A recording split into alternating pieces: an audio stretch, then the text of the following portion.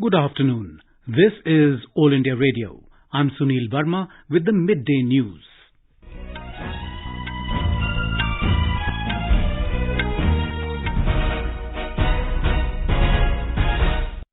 The headlines.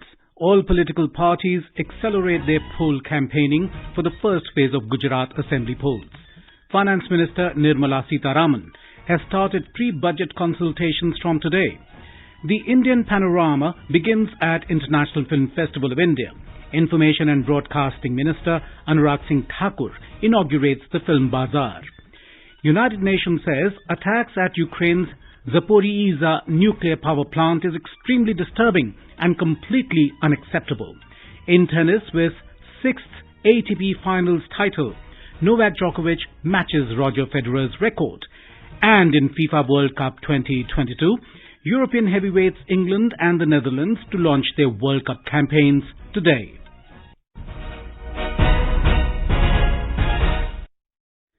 In Gujarat, campaigning for the first phase of assembly polls is going on in full swing. Senior BJP leader and Prime Minister Narendra Modi is addressing a rally at Surendranagar in the Saurashtra region today.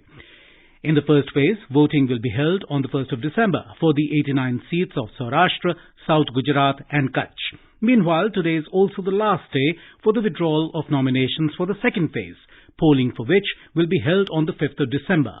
We have a report from our correspondent.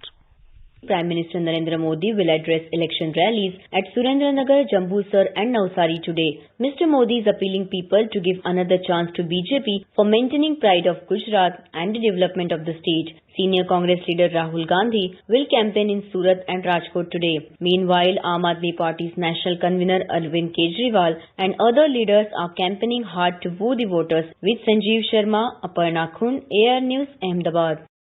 Union Finance Minister Nirmala Sitharaman began her pre-budget 2023 consultations with the first group of leaders from industry and experts of infrastructure and climate change in New Delhi today. Minister of State for Finance Pankaj Chaudhary and Dr. Bhagwat Kishan Rao Karad, Finance Secretary Dr. T.V. Somanathan, Chief Economic Advisor Dr. Anant Nageshwaran, among others, attended the meeting. The Indian panorama at the International Film Festival of India, IFFI in Goa, opened today. The segment started with a screening of Kannada feature film Hadinelentu, directed by Prithvi Konanur. 25 feature films and 20 non-feature films are being showcased in this section. Union Information and Broadcasting Minister Anurag Singh Thakur attended the opening ceremony of Indian Panorama. Vivek Agnihotri's Kashmir Files and S.S. Rajamouli's RRR will be screened in the Indian Panorama section. Indian Panorama films represent different languages, regions and cultures of our diverse country. Kannada, Telugu, Malayalam, Marathi, Hindi, Odia, Manipuri, Maithili and English films have been selected this year in this segment. Speaking on the occasion, the minister congratulated the filmmakers whose movies are being screened at the IFFI. He thanked all the jury members for taking out time to watch all the movies and selecting the best amongst them for the Indian Panorama. Mr. Thakur also inaugurated 75 Creative Minds of Tomorrow section at Film Bazaar.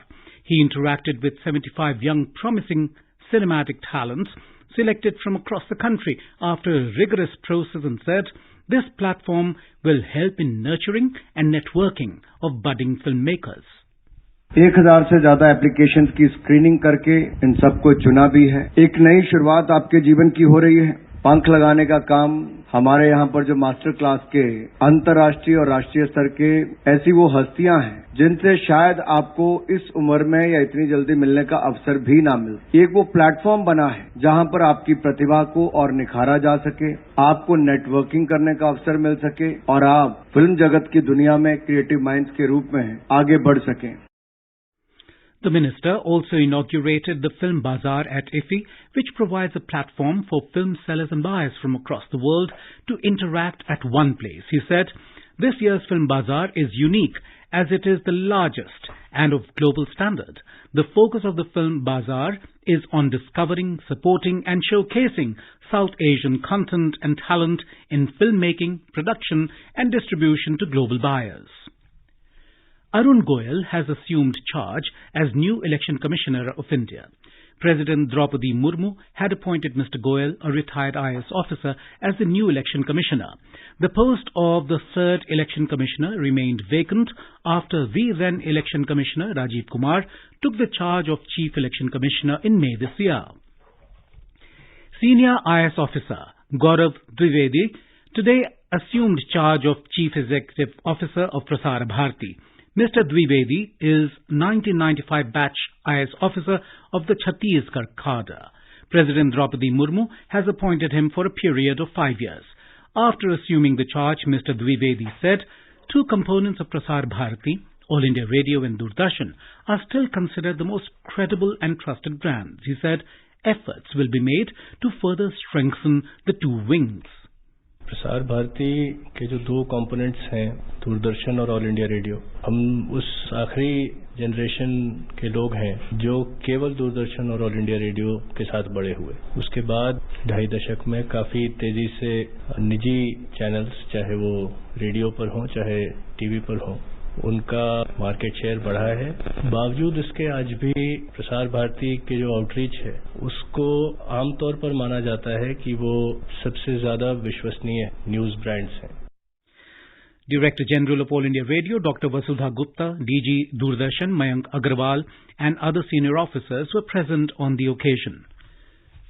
3 people were killed and 2 others seriously injured when a goods train got derailed and rammed into passengers waiting at the platform at Korei station in Jajpur district, Odisha. The accident took place today morning when passengers were waiting to board a local train to Bhubaneswar. Railways Minister Ashwini Vaishnav has expressed grief over the death of the passengers. Mr. Vaishnav has also announced an ex gratia of 5 lakh rupees to the next of kin of those who lost their lives in the accident. 1 lakh rupees will be given in case of grievous injury and 25,000 rupees in other injury cases. Delhi Lieutenant Governor B.K. Saxena has approved the filing of a review petition in the Supreme Court against its order of acquitting 3 accused in the 2012 Chhavla rape and murder case. Official sources said the approval has also been given to engage Solicitor General Tushar Mehta to represent Delhi government in the case. The 3 accused were awarded death sentence by a trial court, which was upheld by the Delhi High Court for the rape and murder of a 19-year-old woman in February 2012 at Chhavla in Delhi. Later, the Apex Court had acquitted 3 convicts, citing lack of clinching evidence. This is All India Radio giving you the news. For quick news updates round the clock, follow us on our Twitter handle at AIR News Alerts. अपने business को बढ़ाने के लिए लीजिए आकाशवाणी का सहयोग और दीजिए उसे बुलंदियों के पंख। आपका बिजनेस लोकल है या राष्ट्रीय, आकाशवाणी देती है उपभोक्ताओं तक पहुंचने का हर विकल्प। और अब तो आप घर, दफ्तर या दुकान पर बैठे बैठे कर सकते हैं आकाशवाणी के किसी भी केंद्र के लिए विज्ञापनों की बुकिंग। आकाशवाणी के विभिन्न चैनलों पर विज्ञापन देना सुलभ और सस्ता। बुकिंग है तो संपर्क करें 8700014242 पर। 8700014242। Prime Minister Narendra Modi will distribute about 71,000 appointment letters to newly inducted recruits tomorrow through video conferencing. He will also address the appointees on the occasion. The physical copies of the appointment letters to the new appointees will be handed over at 45 locations across the country. The Rozgar Mela is a step towards fulfillment of the commitment of the Prime Minister to give top priority to employment generation. Prime Minister Modi will also launch the Karmayogi Prarambh module. The module is an online orientation course for all new appointees in various government departments. It includes code of conduct for government servants, workplace ethics, integrity, human resource policies. They will also get an opportunity to explore other courses on igotkarmayogi.gov.in platform to enhance their knowledge, skills and competencies. The first batch of students from Tamil Nadu who are visiting Kashi under the 1-month-long Kashi Tamil Sangamam program reached Prayagraj today. They will visit the Sangam area, Lete Hanuman Temple, Adi Shankarabiman Mandapam Temple, Akshay Vat and other prominent places and leave for Ayodhya in the evening. Yesterday, the students took part in various cultural activities in Varanasi. Artists from Tamil Nadu displayed their art in the cultural activities organized on the second day of the Kashi Tamil Sangamam. The Sangamam will continue till the 16th of December 2022. Kerala Governor Arif Muhammad Khan today said that the governor is holding the position of chancellor of the universities in the state on the basis of a consensus arrived at the national level in the early 1950s. He observed that the governor is the chancellor of the universities to safeguard their autonomy and to insulate them from executive interference. Arif Muhammad Khan was speaking to media persons in Kochi. The governor's comments came in the backdrop of the ongoing attempts by the Kerala government to remove the governor from the chancellorship of the universities, for which an ordinance was passed by the cabinet recently. The governor reiterated that he will not allow favoritism and nepotism in university appointments. He observed it is important that the common man should have the feeling that there is equality and equal protection before the law. The head of the United Nations nuclear watchdog has warned that whoever fired artillery at Ukraine's Zaporizhzhia nuclear power plant was playing with fire. The International Atomic Energy Agency IAEA said on Sunday that more than a dozen blasts shook the nuclear plant. IAEA head Rafael Grossi said the attacks were extremely disturbing and completely unacceptable. He said whoever is behind this must stop it immediately. Citing information provided by plant management, an IAEA team on the ground said that there had been damage to some buildings, systems and equipment, but none of them critical for nuclear safety and security. Zaporizhzhia is Europe's largest nuclear power station situated in southeast Ukraine. It has faced repeated shelling, raising fears of a nuclear disaster. Meanwhile, Moscow and Kiev have blamed each other for the attacks. In FIFA World Cup 2022, European heavyweights England and the Netherlands will launch their World Cup campaigns today. In the second match of the FIFA World Cup, England will face Iran at 6:30 p.m. Indian Standard Time. England is desperate to start strongly to end their decades-long trophy drought. Senegal will face the Netherlands in the third game of the FIFA World Cup 2022 at 9:30 p.m. We have a report. While the Netherlands entered their first World Cup since 2014 in terrific form, the current winners of the Africa Cup of Nations have a powerful defensive unit. Since 2021, when Louis van Gaal came out of retirement and was hired as manager for the third time, the Dutch have gone 15 games without a loss. For Senegal, Sadio Mane was forced to withdraw from the FIFA World Cup owing to fibula injury. Senegal's first ever Africa Cup of Nations victory and their qualification for Qatar 2022 was secured by Mane's two-game winning penalties against Egypt. Mane's absence in attack leaves a glaring gap. Payal, AIR News. In tennis, Novak Djokovic has defeated Norway's Casper Ruud to collect a record equaling 6th ATP Finals title in Turin, Italy.